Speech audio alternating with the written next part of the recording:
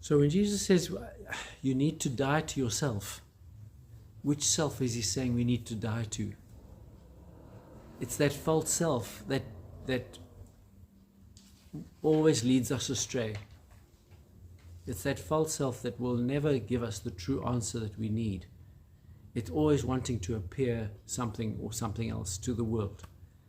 And that false self is not a self that is going to bring us to any point of satisfaction and internal joy. So dying to self sounds like a strange commandment or injunction from Jesus. But when we think about it, the self that we've created or allowed to become as a result of what the world expects of us is never a self that truly satisfies. Never a self that we feel truly at home in. And it's never a self that we can really make changes that are significant in our world. Because if we're always following whatever the world is pressurizing us to do, we're going to worsen the problem. We're never going to be part of the solution. We're never going to be part of the voice that is prophetic. We're never going to be empowered to actually stand for who we are and what we see to be what we need to do. In other words, following the crowd, following the herd, going down the broad road is never going to take us to a place that is transformative. It's the narrow road. It's taking the risk of becoming more ourselves. It's taking the risk of listening to God and hearing what God is wanting us to do, different from what the crowd is doing. That's going to be meaningful for us and going to be significant in our world. And we would sort of want to be kind to the self and say, well, I need to really not listen to you so much. I need the true self to be a bit stronger. And we almost want to accommodate the false self and convince this false self that the other way is better. But the false self doesn't like to be second in command. The false self doesn't like to be disempowered. It sort of goes into hiding, and when the pressure's off, it comes back out and it actually expands.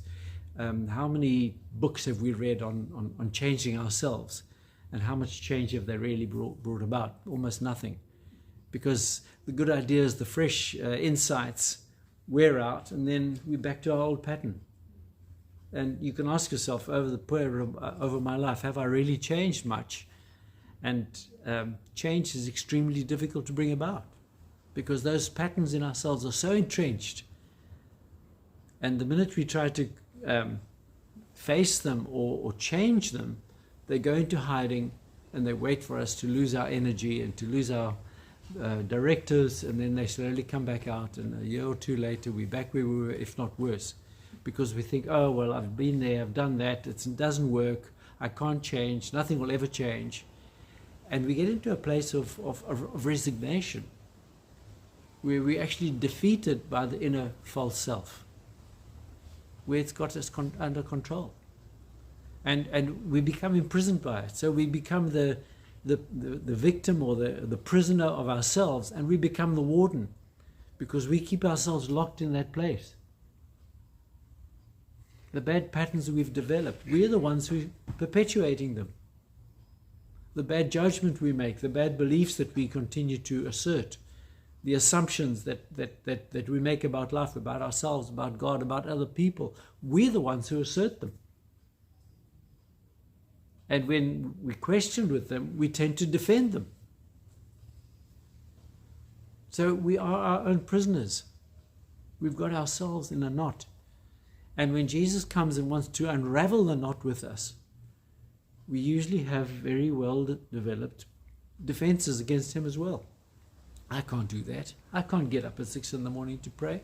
I can't go out. It's my night that I watch this program on TV. I'm not going out.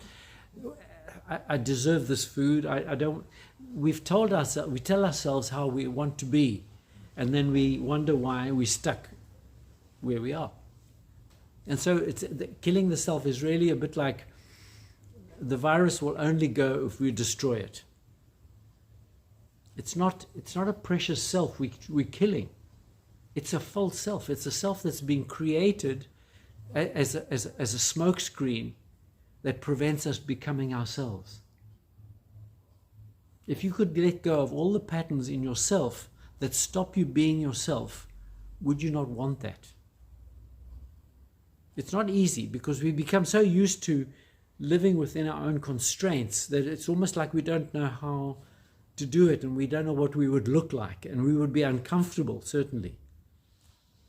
We would be uncomfortable with that kind of change. So don't expect this to be an easy ride.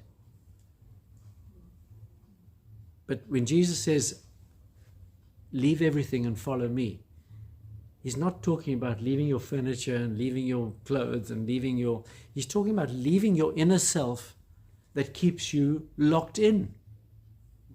He's talking about leaving that self that keeps making excuses, that keeps keeping us stuck.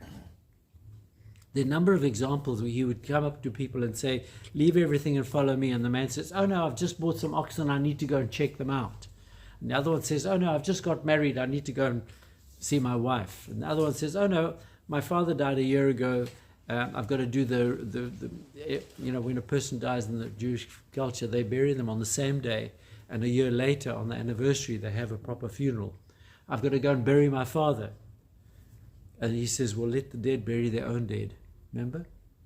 So when Jesus asks us to do something, what is the first excuse that pops up into your head? I'm too tired. I can't do it. I don't have the money.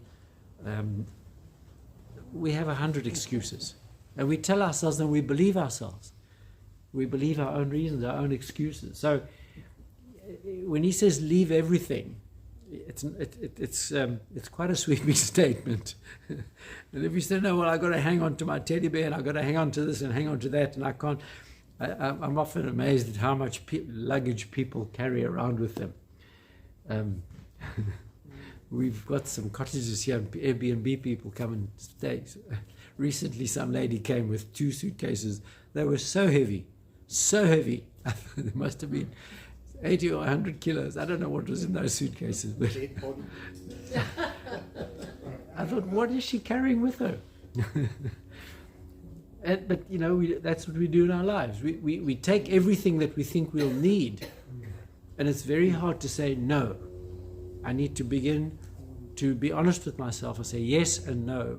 Let your yes be yes and your no be no.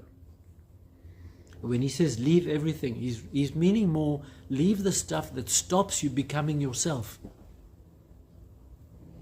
Leave the stuff that just fills your hands and fills your lives with emptiness. And I guarantee all our lives are full of a lot of stuff that is actually useless. It's stuff that we do over and over again to make ourselves feel good, and I've always done it like this, and I'm comfortable when I'm doing this, and I feel good when I'm doing this. But the comfort is only because it's familiar, not because it's life-giving. Remember that we only grow in the areas where we are uncomfortable. If we seek our comfort, we will never grow. In fact, we die inside. People who have comfort and demand their comforts are dead inside. They can't respond to any new situation. They can't see anything new or fresh. All they want is what was familiar, what they had yesterday and the year before.